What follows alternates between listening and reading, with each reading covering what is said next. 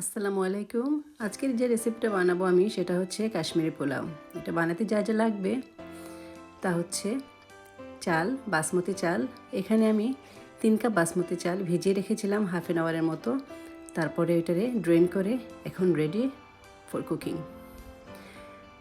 আরও যা লাগবে তা হচ্ছে গরম মশলা, কিছু তেজপাতা, একটা কালো এলাচি, কয়েকটা গ্রিন এলাচি, কয়েকটা দারচিনি, কয়েকটা লবঙ্গ আর কিছু পেপার।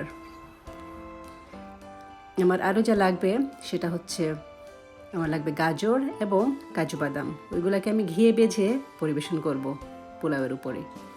আমার আরও লাগবে গার্লিক অ্যান্ড জিঞ্জার পেস্ট, 1 চা চামচ গার্লিক, 1 চা চামচ জিঞ্জার পেস্ট। আর লাগবে মিডিয়াম সাইজের একটা অনিয়ন। আর লাগবে 1 কাপ ঘি। তো আমি এখন রান্নাটা শুরু করে দেব। প্রথমে আমি পানের মধ্যে ঘি ঢেলে দেব। ঘিয়ের মধ্যে গাজর আর কাজু বাদামটা ভেজে নেব।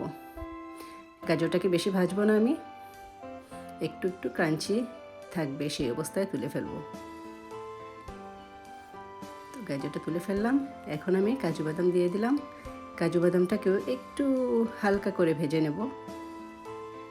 আর এখন এই সেম ঘিয়ের মধ্যে আমি পেঁয়াজটা দিয়ে দিলাম, গরম মশলা দিয়ে দিলাম, কিছুক্ষণ ভাজবো। একটু লাইট ব্রাউন হয়ে গেলে তারপরে আমি জিঞ্জার গার্লিক পেস্ট দেব। তো এই পর্যায়ে আমি জিঞ্জার গার্লিক পেস্টটা দিয়ে দেব।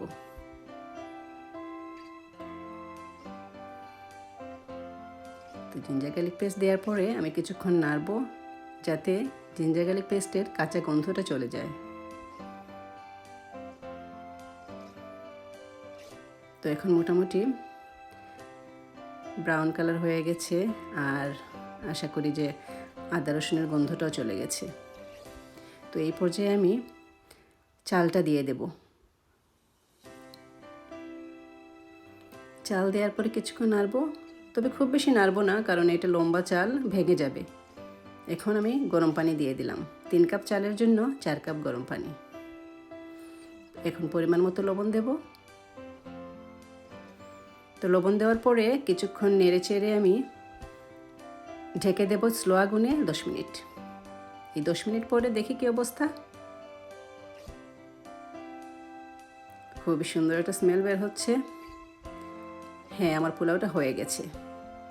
তো এখন আমি পরিবেশন করব। গাজর আর কাজু বাদাম দিয়ে উপরে সুন্দর করে পরিবেশন করব। এই যে দেখেন, অনেক সুন্দর লাগছে, অনেক সুন্দর একটা স্মেলও বের হচ্ছে। যে কোনো অকেশনে আপনি এটা বানাতে পারেন। Thank you for watching.